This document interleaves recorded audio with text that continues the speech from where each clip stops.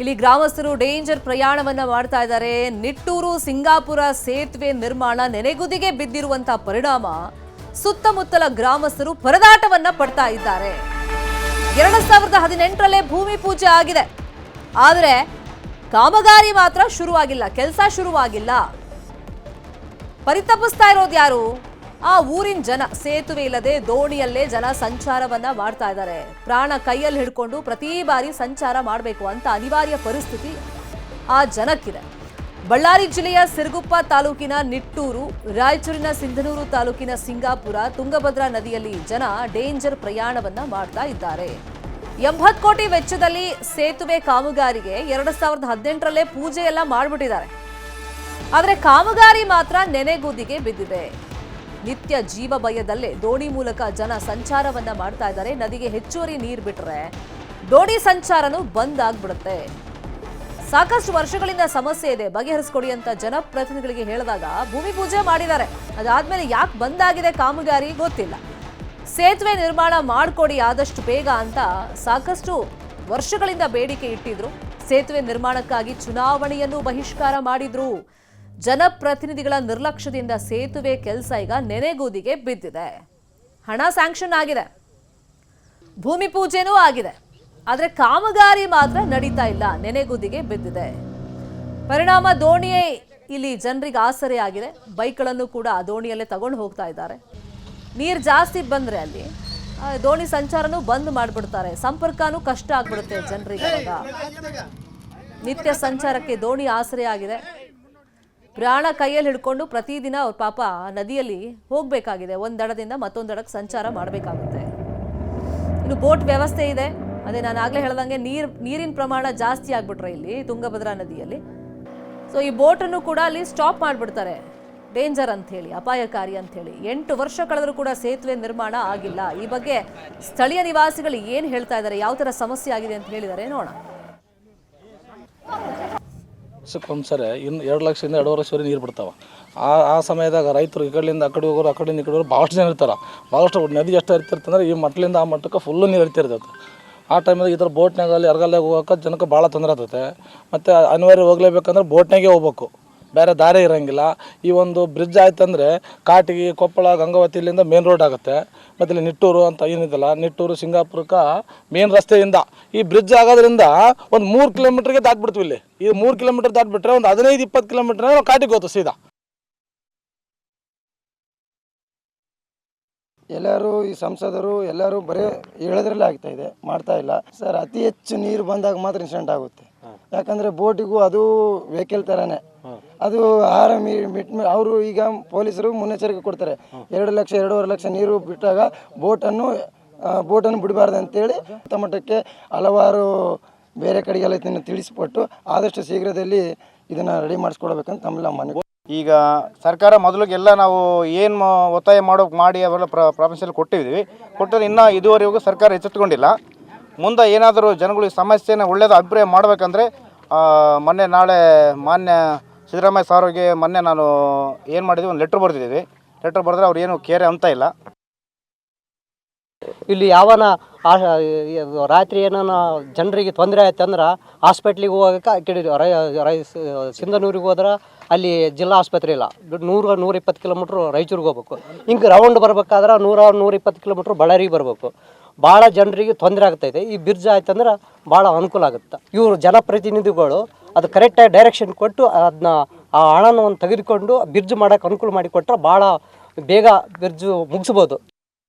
Exams ಇರಲಿ, ಯಾವುದೇ ನಾವು ಹಾಸ್ಟೆಲ್ಗೆ ಹೋಗ್ಬೇಕಾದ್ರೂ, ಕಾಲೇಜ್ಗೆ ಹೋಗ್ಬೇಕಾದ್ರೂ ಟೈಮ್ ಸರಿ ಕಾಲೇಜ್ಗೆ ಹೋಗೋಕ್ಕಾಗಲ್ಲ. ಸೊ ಹಂಗಾಗಿ ನಮಗೆ ಈ ಬ್ರಿಡ್ಜ್ ಆಗೋದ್ರಿಂದ ಅನುಕೂಲ ಆಗುತ್ತೆ ಅನ್ನೋದನ್ನು ಹೇಳ್ಬೋದು. ಮತ್ತು ಟೈಮ್ ಸರಿಗೆ ಹೋಗ್ಬೋದು ಅಂದರೆ ಯಾವಾಗ ಬೇಕಾದ್ರೂ ನಾವು ಹೋಗ್ಬೋದು, ಬರ್ಬೋದು. ತುಂಗಭದ್ರಾ ಡ್ಯಾಮಿಂದ ನೀರು ಯಥೇಚ್ಛವಾಗಿ ಹೊರ ಹರಿವು ಬಿಟ್ಟಾಗ ನಮಗೆ ಹೋಗ್ಲಿಕ್ಕೆ ಬರಲಿಕ್ಕೆ ಅಂದರೆ ಹೊಳೆ ತುಂಬಿ ಹರಿಯುವಾಗ ಸರಿಯಾದ ಸಮಯಕ್ಕೆ ಬೋಟ್ ಇರಲ್ಲ. ಸೊ ಹಂಗಾಗಿ ನಮಗೆ ಈ ಬ್ರಿಡ್ಜ್ ಮಾಡಿಕೊಡೋದ್ರಿಂದ ಸರಿಯಾದ ಟೈಮಿಗೆ ನಾವು ಕಾಲೇಜಿಗೆ ಹೋಗ್ಬೋದು. ಮತ್ತು ಕಾಲೇಜಲ್ಲಿ ಸ್ವಲ್ಪ ನಮ್ಮ ಉನ್ನತ ಶಿಕ್ಷಣಕ್ಕೆ ಅವಕಾಶ ಆಗ್ಬೋದು ಅಂತೇಳಿ ಬ್ರಿಡ್ಜ್ ಮಾಡಿಕೊಡ್ರಿ ಅಂತ ಕೇಳ್ಬೋದು. ನಮ್ಮ ಸಿಂಗಾಪುರ ಗ್ರಾಮದಲ್ಲಿ ನಮಗೆ ಭಾಳ ತೊಂದರೆ ಆಕತೈತೆ. ಇಲ್ಲೆಲ್ಲ ಆ ಕಡೆಗೆ ಹೋಗೋನು ಮುಸುಳೆ ಬಸಳೆದು ಭಯ ಬಂದೈತೆ.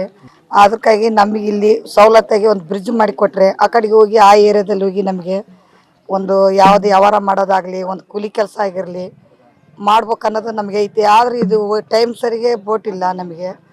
ಆ ಕಡೆಗೆ ಹೋಗೋನು ಭಯ, ರಾತ್ರಿ ಟೈಮ್ ಬರೋದು ಲೇಟು. ಆಮೇಲೆ ಕೂಲಿಗಾರದು ಕೆಲಸಗಳು ಜೊತೆಗೆ ಅಲ್ಲಿ ಕೂಲಿ ಕಟ್ ಮಾಡ್ಕೊಂತಾರಂಗೆ ಸುರ್ಗುಪಾಲು ಒಂದು 30-35 ಕಿಲೋಮೀಟರ್ಲಿಂದ ದೂರಲಿಂದ ಬರೋದ್ರಾಗ ನಮಗೆ ಆಸ್ಪತ್ರೆ ಸ್ಥಿತಿ ಐತೆ ಸರ್. ನಮಗೆ ಅಲ್ಲಿ ಹತ್ರ ಆಗ್ತೈತೆ, ಇಲ್ಲಿ ಬಳ್ಳಾರಿ ಎಲ್ಲ ಹಿಂಗಂದ್ರೆ 30-40 ಕಿಲೋಮೀಟರ್ ಹೋಗ್ಬೇಕು. ಇಲ್ಲಿ ಆದ್ರೆ ನಮ್ಗೆ ಹತ್ರ ಆಗ್ತೈತೆ. ಅದನ್ನು ಮಾಡಿ ಕೊಡ್ಬೇಕಂಬುದು ನಾವು ಅದನ್ನ ಕೇಳ್ಕೊಳಕತ್ತೀವಿ. ಇದು ಸ್ಥಳೀಯರ ಆರೋಪಗಳು. ತಮಗೆ ಏನು ಕಷ್ಟ ಆಗ್ತಿದೆ ಅಂತ ಅವ್ರು ಹೇಳ್ತಾ ಇದ್ರು. ಈಗ ಈ ಸೇತುವೆ ನಿರ್ಮಾಣ ಮಾಡಿದ್ರೆ ನಮಗೆ 3 ಕಿಲೋಮೀಟರ್ ಅಷ್ಟೇ ನಾವು ಬೇಗ ಸಿಟಿಯನ್ನು ರೀಚ್ ಆಗಬಹುದು. ಇಲ್ಲಾಂದರೆ ನಾವು 30-40 ಕಿಲೋಮೀಟರ್ ಸುತ್ತಿ ಬಳಸಿ ಬರಬೇಕಾಗುತ್ತೆ. ಒಂದು ಸೇತುವೆ ನಿರ್ಮಾಣಕ್ಕೋಸ್ಕರ ಎಷ್ಟು ವರ್ಷಗಳಿಂದ ಬೇಡಿಕೆ ಇಟ್ಟರು ಕೂಡ ಸಾಧ್ಯವಾಗ್ತಿಲ್ಲ. ಹಿಂದೆ ಚುನಾವಣೆಯನ್ನು ಕೂಡ ಬಹಿಷ್ಕಾರ ಮಾಡಿಬಿಟ್ವಿ. ಆಗ ಎಚ್ಚೆತ್ಕೊಂಡು ಭೂಮಿ ಪೂಜೆ ಅಂತ ನೆಪ ಮಾತ್ರಕ್ಕೆ ಮಾಡಿದ್ದಾರೆ. ಅದು 2018ರಲ್ಲಿ ಭೂಮಿ ಪೂಜೆ ಆಗಿದೆ, ದುಡ್ಡು ಕೂಡ ಸ್ಯಾಂಕ್ಷನ್ ಆಗಿದೆ. ಬಟ್ ಏನು ಸಮಸ್ಯೆ ಆಗಿದೆ ಗೊತ್ತಿಲ್ಲ. ಆದರೆ ಕಾಮಗಾರಿ ಮಾತ್ರ ನಡೀತಾ ಇಲ್ಲ. ಸೇತುವೆ ನಿರ್ಮಾಣ ಅನ್ನೋದೇ ನೆನೆಗುದಿದು ಬಿದ್ದುಬಿಟ್ಟಿದೆ. ಅಂದರೆ ಭೂಮಿ ಪೂಜೆ ಆದಮೇಲೆ ಅಲ್ಲಿ ಕಾಮಗಾರಿನೇ ಶುರುವಾಗಿಲ್ಲ. ಸೊ ಇಲ್ಲಿ ಕೇವಲ ಚುನಾವಣೆಗೋಸ್ಕರ ಅಥವಾ ಮತಕ್ಕೋಸ್ಕರ ಭರವಸೆಯನ್ನ ಕೊಟ್ಟಿದ್ರ ಜನಪ್ರತಿನಿಧಿಗಳು ಅಂತ ಸಹಜವಾಗಿ ಅನುಮಾನ ಅಂತೂ ಮೂಡೇ ಮೂಡುತ್ತೆ. ಆದರೆ ಪ್ರತಿದಿನ ಪರಿತಪಿಸ್ತಾ ಇರೋದು ಯಾರು? ಗ್ರಾಮಸ್ಥರು. ಯಾಕೆ ಭೂಮಿ ಪೂಜೆ ಆದ್ಮೇಲೆ ಕಾಮಗಾರಿ ಶುರುವಾಗಿಲ್ಲ? ಈ ಬಗ್ಗೆ ಡೀಟೇಲ್ ಆಗಿ ಇನ್ಫಾರ್ಮೇಶನ್ ಕೊಡ್ತಾ ಹೋಗೋದಕ್ಕೆ ನೇರ ಸಂಪರ್ಕದಲ್ಲಿ ಕನೆಕ್ಟ್ ಆಗಿದ್ದಾರೆ ನಮ್ಮ ರಿಪೋರ್ಟರ್ ಬಸವರಾಜು. 2018ರಲ್ಲೇ ಸೇತುವೆಗೆ ಭೂಮಿ ಪೂಜೆ ಮಾಡಿದ್ದಾರೆ, ಬಟ್ ಕಾಮಗಾರಿ ಯಾಕೆ ಶುರುವಾಗಿಲ್ಲ? ಏನ್ ಪ್ರಾಬ್ಲಮ್ ಆಗಿದೆ? ಹಣ ಸ್ಯಾಂಕ್ಷನ್ ಆಗಿತ್ತಾ?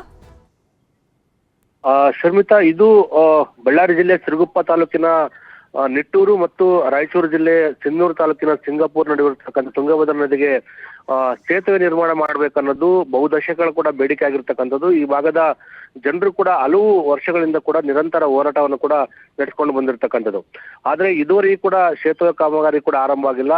ದುರಂತ ಅಂದ್ರೆ 2018ರಲ್ಲಿ ಕೂಡ ಈ ಒಂದು ಸೇತುವೆ ಕಾಮಗಾರಿಗೆ ಒಂದು ಭೂಮಿ ಪೂಜೆಯನ್ನು ಕೂಡ ಮಾಡಲಾಗುತ್ತೆ. ಆರಂಭದಲ್ಲಿ 80 ಕೋಟಿ ಅನುದಾನ ಕೂಡ ಬಿಡುಗಡೆ ಆಗಿದೆ ಅನ್ನೋ ಮಾಹಿತಿ ಕೂಡ ಹಿಂದೆ ಇರ್ತಕ್ಕಂಥ ಬಿಜೆಪಿ ಸರ್ಕಾರದಲ್ಲಿ, ಅಂದ್ರೆ ಹಿಂದೆ ಇರ್ತಕ್ಕಂಥ ಕೊಪ್ಪಳದ ಸಂಸದ ಇರ್ತಕ್ಕಂಥ ಕರಡಿ ಸಂಗಣ್ಣ ಮತ್ತು ಸಿರುಗುಪ್ಪದ ಹಿಂದೆ ಬಿಜೆಪಿ ಶಾಸಕ ಇರ್ತಕ್ಕಂಥ ಸೋಮಲಿಂಗಪ್ಪ ನೇತೃತ್ವದಲ್ಲಿ ಕೂಡ ಒಂದು ಭೂಮಿ ಪೂಜೆ ಕೂಡ ಆಗಿರ್ತಕ್ಕಂಥದ್ದು. ಆದ್ರೆ ಈಗ ಮತ್ತೆ ಅದನ್ನ 80 ಕೋಟಿಯಿಂದ 120 ಕೋಟಿಗೆ ಅನುದಾನವನ್ನು ಕೂಡ ಹೆಚ್ಚಳ ಮಾಡಿದಾಗ್ಯೂ ಕೂಡ ಇನ್ನು ಕೆಲವು ತಾಂತ್ರಿಕ ಕಾರಣಗಳು ಹೋಗಿ ಇನ್ನು ಸೇತುವೆ ಆದ ನಂತರ ಸೇತುವೆ ಮುಂಭಾಗದ ರಸ್ತೆ ಕೂಡ ಭೂಸ್ವಾಧೀನ ಮಾಡಬೇಕು ಅನ್ನೋ ನಿಟ್ಟಿನಲ್ಲಿ ಕೂಡ ಕೆಲವು ತಾಂತ್ರಿಕಗಳ ನೆಪವೊಡ್ಡಿ ಈ ರೀತಿಯಾದಂತ ಅಧಿಕಾರಿಗಳು ಮತ್ತು ಜನಪ್ರತಿನಿಧಿಗಳ ನಿರ್ಲಕ್ಷ್ಯದಿಂದ ಈ ರೀತಿಯಾದಂತ ಭೂಮಿ ಪೂಜೆ ಸಂದರ್ಭದಲ್ಲಿ ಇದೆಲ್ಲ ಸಾಲ್ವ್ ಮಾಡ್ಕೊಳ್ಬೇಕಲ್ವಾ? ಭೂಮಿ ಪೂಜೆ ಅಂತಂದ್ರೆ ಕಾಮಗಾರಿ ಶುರು ಅಂತ ಅರ್ಥ. ಬಟ್ ಏನ್ ನೆಪ ಮಾತ್ರಕ್ಕೆ ಇವರು ಭೂಮಿ ಪೂಜೆ ಮಾಡಿ ಹಂಗಾರೆ ಕೈ ಬಿಟ್ರ? ಖಂಡಿತ ಚುನಾವಣೆ ಸಂದರ್ಭದಲ್ಲಿ ಈ ರೀತಿಯಾದಂತ ಭೂಮಿ ಪೂಜೆಯನ್ನು ಮಾಡಿ ಕೈ ಬಿಟ್ಟಿರ್ತಕ್ಕಂಥದ್ದು. ಯಾಕಂತಂದ್ರೆ ಸಿಂಗಾಪುರ ಗ್ರಾಮಸ್ಥರು ಕೂಡ ಹಿಂದೆ ಚುನಾವಣೆ ಬಹಿಷ್ಕಾರ ಕೂಡ ಮಾಡಿರ್ತಕ್ಕಂಥದ್ದು. ಯಾಕೆಂದ್ರೆ ಇದು ಪ್ರತಿ ಬಾರಿ ಕೂಡ ತುಂಗಭದ್ರಾ ನದಿಗೆ ಹೆಚ್ಚುವರಿ ನೀರು ಬಿಟ್ಟಾಗ ಕೂಡ ಸಂಪರ್ಕ ಸಂಪೂರ್ಣವಾಗಿ ಕಡಿತ ಆಗುತ್ತೆ. ಆ ಸಂದರ್ಭದಲ್ಲಿ ದೋಣಿ ಕೂಡ ಇರಲ್ಲ. ಆರೋಗ್ಯದ ಸಮಸ್ಯೆ ಆದ್ರೂ ಕೂಡ ಸಾಕಷ್ಟು ಪರದಾಡಬೇಕಾದಂತ ಪರಿಸ್ಥಿತಿ ಕೂಡ ನಿರ್ಮಾಣ ಆಗುತ್ತೆ. ಒಂದು ವೇಳೆ ಅವರು ರಾಯಚೂರಿಗೆ ಹೋಗ್ಬೇಕಾದ್ರೆ ಅಲ್ಲಿಂದ 120 ಕಿಲೋಮೀಟರ್ ಆಗುತ್ತೆ. ಆದ್ರೆ ಬಳ್ಳಾರಿಗೆ ಬರ್ಬೇಕಾದ್ರೆ ಕೇವಲ 45 ಕಿಲೋಮೀಟರ್ ಮಾತ್ರ ಇರ್ತಕ್ಕಂಥದ್ದು. ಆ ನಿಟ್ಟಿನಲ್ಲಿ ಕೂಡ ಸೇತುವೆ ನಿರ್ಮಾಣ ಮಾಡ್ಬೇಕು. ಯಾಕಂತಂದ್ರೆ ಸೇತುವೆ ನಿರ್ಮಾಣ ಮಾಡಿದ್ರೆ ಅವರಿಗೆ ಸಂಪರ್ಕಕ್ಕೆ ಸುಲಭ ಆಗುತ್ತೆ. ಮತ್ತೆ ಶೈಕ್ಷಣಿಕವಾಗಿ ಗ್ರಾಮಕ್ಕೆ ಈ ಸೇತುವೆ ಅನಿವಾರ್ಯತೆ ಇದೆ. ಒಂದು ಅಂದಾಜು ಜನಸಂಖ್ಯೆ ಎಷ್ಟಿದೆ ಅಲ್ಲಿ? ಇದು ಸಿಂಗಾಪುರ್ ಮತ್ತೆ ಅಲ್ಲಿರ್ತಕ್ಕಂಥ 4-5 ಹಳ್ಳಿಗಳಿಗೆ ಸುಮಾರು ಒಂದು 8,000 to 10,000 ಜನರು ಕೂಡ ಇದನ್ನ ಅವಲಂಬಿತ ಆಗಿರ್ತಕ್ಕಂಥದ್ದು. ಅದ್ರ ಜೊತೆಗೆ ಹೆಚ್ಚು ಅಂದ್ರೆ ಈ ಭಾಗದಲ್ಲಿ ಅತಿ ಹೆಚ್ಚು ನೀರಾವರಿ ಇರ್ತಕ್ಕಂಥ ಹಿನ್ನೆಲೆಯಲ್ಲಿ ಅತಿ ಹೆಚ್ಚು ಭತ್ತ ಬೆಳೆಯನ್ನು ಕೂಡ ಬೆಳೀತಾ ಇರ್ತಕ್ಕಂಥದ್ದು. ಅವರು ಬೆಳೆದಿರ್ತಕ್ಕಂಥ ದಾಸ್ತಾನುಗಳನ್ನು ಕೂಡ ಸಾಗಾಟ ಮಾಡ್ಲಿಕ್ಕೆ ಕೂಡ ಸುತ್ತುವರೆದ 60 ಕಿಲೋಮೀಟರ್ ಸುತ್ತುವರೆದು ಬಸವರಾಜ್ ಹಂಗೆ ಸಂಪರ್ಕದಲ್ಲಿ ಸಿರುಗುಪ್ಪ ಶಾಸಕರಾಗಿರುವಂತ ನಾಗರಾಜ್ ಅವರು ನಮ್ಮ ಜೊತೆ ಫೋನ್ ಸಂಪರ್ಕದಲ್ಲಿ ಸಿಕ್ಕಿದ್ದಾರೆ. ನಾಗರಾಜ್ ಅವರೇ ನಮಸ್ತೆ. ನಮಸ್ಕಾರ. ಈಗ ಸೇತುವೆ ಬೇಕು ಅಂತೇಳಿ ನಿಟ್ಟೂರು ಸಿಂಗಾಪುರ ಗ್ರಾಮಸ್ಥರು ಕೇಳ್ತಾ ಇದ್ದಾರೆ.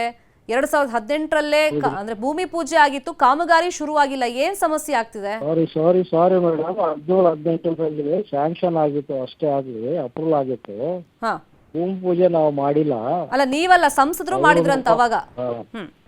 ಸಂಸದರು ಕೂಡ ಸುಮ್ಮನೆ ಅವ್ರಿಗೆ ಗೊತ್ತಿದೆ. ನಮ್ಮ ಮಾಜಿ ಎಮ್.ಎಲ್.ಎ ಅವ್ರು ಮಾಡಿತ್ತು ಎಲೆಕ್ಷನ್ ಮೂವ್ಮೆಂಟ್ ಅಂತ ಹೇಳಿ ಲಾಸ್ಟ್ ಆಗಿ. ಅದು ಸ್ಯಾಂಕ್ಷನ್ ಆಗಿತ್ತು ಅಷ್ಟೇ 17-18ರಲ್ಲಿ ಅಪ್ರೂವಲ್ ತಗೊಂಡಿತ್ತು. ಈಗ ನಾವು ಮತ್ತೆ ಮೊನ್ನೆ ಹೌಸ್ನಲ್ಲಿ ಕೂಡ ನಾವು ಮಾತಾಡಿದ್ವಿ. ಈಗ ಕಾಸ್ಟ್ ಆಫ್ ರೇಟ್ ಜಾಸ್ತಿ ಆಯ್ತು. ಈಗ ಮಿನಿಸ್ಟರ್ ಜೊತೆಗೆ ಮಾತಾಡಿದ್ವಿ. ಹೌಸ್ನಲ್ಲಿ ಕೂಡ ಅವ್ರು ರಿಪ್ಲೈ ಕೊಟ್ಟಿದ್ದಾರೆ. ಈಗ ಮೊದಲೇ ಅಂತಿಗೆ 14 ಕೋಟಿ ರೂಪಾಯಿ ಈಗ ಭೂಮಿ DPR ಮಾಡಕ್ಕೆ ಅದಕ್ಕೆ ಆಮೇಲೆ ಲ್ಯಾಂಡ್ ಅಕ್ವಿಸಿಷನ್ಗೆ ಅದಕ್ಕೆಲ್ಲ 14 ಕೋಟಿ ರೂಪಾಯಿಗೆ ಈಗ ನಮ್ಗೆ ಪ್ರಸ್ತಾಪನೆ ಕೊಟ್ಟಿದ್ರೆ ಅದರಲ್ಲಿ ಈಗ 1.5 ಕೋಟಿ 6 ಕೋಟಿ ರೂಪಾಯಿ ಈಗ ಬಿಡುಗಡೆ ಮಾಡಿದ್ದಾರೆ. ಅವ್ರಿಗೆ 1.5 ಕೋಟಿ ರೂಪಾಯಿ DPR ಮಾಡಕ್ಕೆ ಈಗ ಶಾಂಕ್ಷನ್ ಮಾಡಿ ಕಳಿಸ್ತಾ ಇದ್ದಾರೆ. ನೆಕ್ಸ್ಟ್ DPR ಆದ್ಮೇಲೆ ಆಗುತ್ತಾನೆ. ಈಗ ಹೆಚ್ಚು ಕಡಿಮೆ ಅದು ಬಹಳಷ್ಟು ಕಾಸ್ಟ್ 130 ವರೆಗೆ ಹೋಗುತ್ತೆ, 130 ಕೋಟಿ. ಅವಾಗ ದಿನದಿಂದ ದಿನಕ್ಕೆ ಡಿಲೇ ಮಾಡ್ತಾ ಹೋದಂಗೂ DPR ಬೇರೆ ಮಾಡ್ಬೇಕಾಗತ್ತೆ, ಅದು ವೆಚ್ಚ ಕೂಡ ಜಾಸ್ತಿ ಆಗ್ತಾ ಹೋಗುತ್ತೆ. ಸಹಜ. 5 ವರ್ಷ ಗ್ಯಾಪ್ ಆಯ್ತು ಮೇಡಮ್. 17-18 ನಾವು ಮನ್ಸು ಮಾಡಿತ್ತು, ಅದು ಅಪ್ರೂವಲ್ ಅವಾಗ ತಗೊಂಡಿತ್ತು. ಈ 5 ವರ್ಷ ಏನ್ ಆಗಿಲ್ಲ. ಈಗ ಮತ್ತೆ ನಮ್ಮ ಸರ್ಕಾರ ಮತ್ತೆ ಅದ್ರ ಬಗ್ಗೆ ಇಂಟ್ರೆಸ್ಟ್ ತಗೊಂಡಾಗ್ತದೆ. ಈ ಸಲ ನಮ್ಮ ಬಜೆಟ್ ನಲ್ಲಿ ಇಟ್ಕೊಳ್ಳೋಕೆ ಅವಕಾಶ ಐತೆ. ಈ ಸಲ ನೋಡ್ತೀವಿ ಮಾರ್ಚ್ ನಲ್ಲಿ. ಕೆಲವೊಂದು ಸಮಸ್ಯೆ ಇದೆ ಅಂತ ನಮ್ಮ ರಿಪೋರ್ಟರ್ ಹೇಳ್ತಾ ಇದ್ರು. ಅವರು ಆ ಜಾಗಕ್ಕೆ ಹೋಗಿದ್ರು, ಜನರನ್ನ ಮಾತಾಡ್ಸಿದ್ದಾರೆ. ಏನ್ ಸಮಸ್ಯೆ ಏನೈತೆ ಅಲ್ಲಿ? ಈಗ ಏನೋ ಸೇತುವೆ ನಿರ್ಮಾಣ ಜಾಗ ಇರ್ಬೋದು ಅಥವಾ ಭೂಮಿ ಪಡ್ಕೊಳ್ಳೋದಿರ್ಬೋದು, ಇದೇನೋ ಸಮಸ್ಯೆಗಳಿದಾವಂತಲ್ಲ, ನಿಜಾನಾ?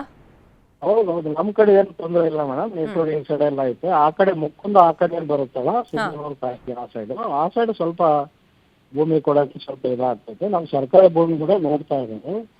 ಈಗಾಗಲೇ ನಾವು ಅದನ್ನೆಲ್ಲ ತಗೊಂಡೋಗಿ ಏರ್ಪಾಡು ಮಾಡಿದ್ವಿ. ಈ ಸಲ ಬಜೆಟ್ ನಲ್ಲಿ ಇಟ್ಕೊಳ್ಳೋಕೆ ಪ್ರಯತ್ನ ಮಾಡ್ತೀವಿ.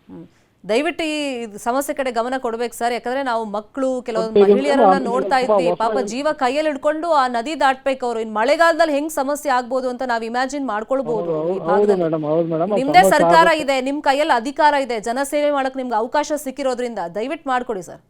ಮಾಡಕ್ಕೆ ನಾವು ಪ್ರಯತ್ನ ಮಾಡ್ತೀವಿ. ಆಮೇಲೆ ನಮ್ಮ MP ಕೂಡ ನಮ್ಮ ಕಾಂಗ್ರೆಸ್ ಅವರು ಆಗಿದ್ದಾರೆ. ಅವ್ರು ಕೂಡ ಅವ್ರು ಮತ್ತೆ ಅವ್ರಿಗೆ ಮೇಲೆ ಸೆಂಟ್ರಲ್ ಅವ್ರಿಗೆ ಕೂಡ ರಿಕ್ವೆಸ್ಟ್ ಮಾಡಿದ್ದೀವಿ.